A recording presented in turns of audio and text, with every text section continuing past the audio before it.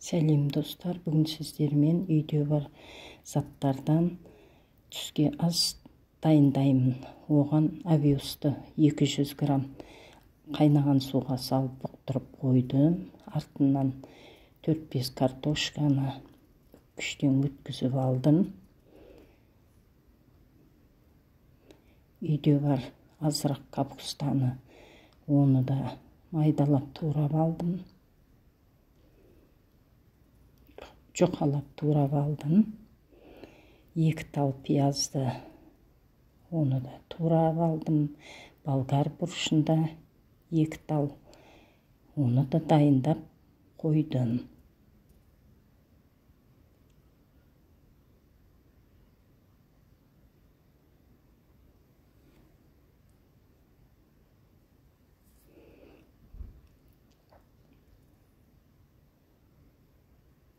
Енді сырды үккіштен өткізіп, оны да дайындап қойдым. Бетіне сепкенге керек. Табаны май жағып, осылайша май жағып алу керек.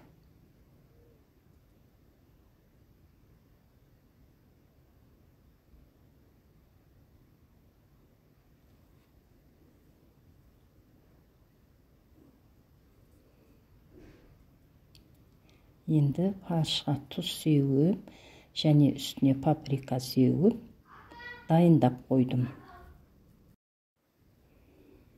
Осылайша фарш дайындап қойдым.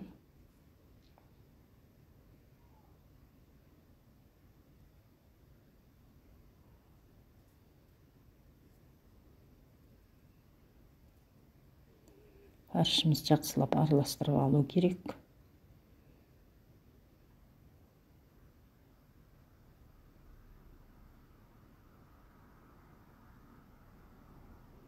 Енді үккіштен өткізген картошкамызды табаға жайғастырып аламыз.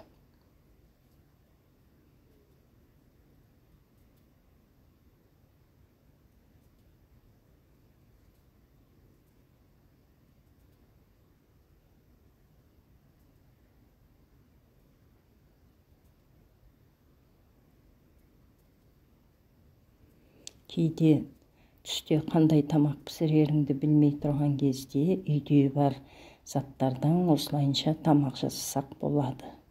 Балалар сүйсініп жейді. Енді майонезді осы картошканың үстінен жағып шығамын. Жұқалап бір тегіс етіп жағып шығамын.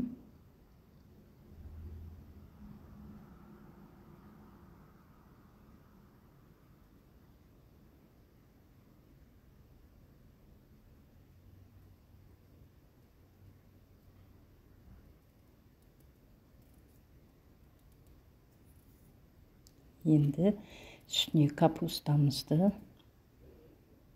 және пиязды жұқалап сеуіп шығамын.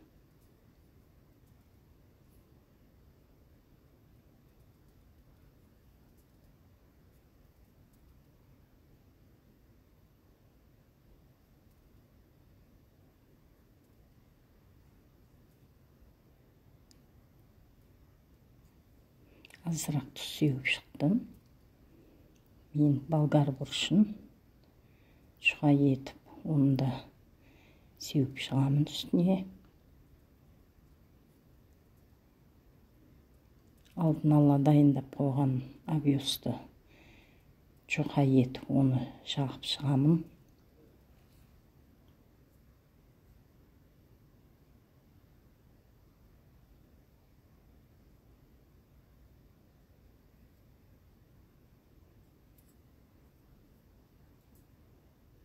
Оның үстіне азырақ тұз салдым. Енді дайын тұрған фаршты жұқа етіп үстіне қойып шығамын.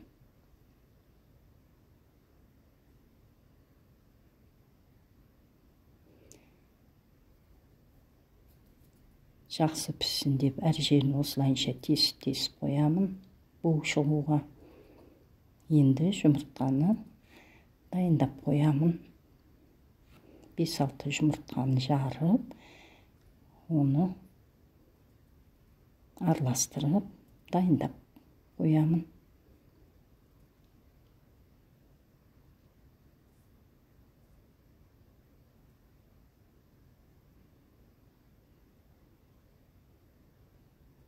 Азырақ тұз салдым.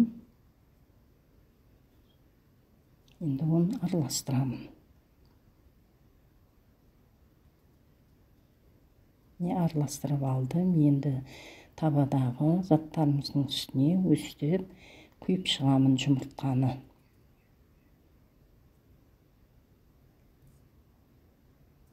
Тамағымыз дайын болды. Енді оның үстіне үккіштен өткізген сырды сеуіп, оны да 5 минутқа духовкаға қайтадан қоямын. Тамағымыз дайын болды. Міне әдемі сүйкімді жұмсақ тамақ дайын болды. Түскі асымыз дайын. Видео егер де сіздерге ұнаған болса, комментарий жазып, подписация етіп, лайк басуды ұмытпаңыздар.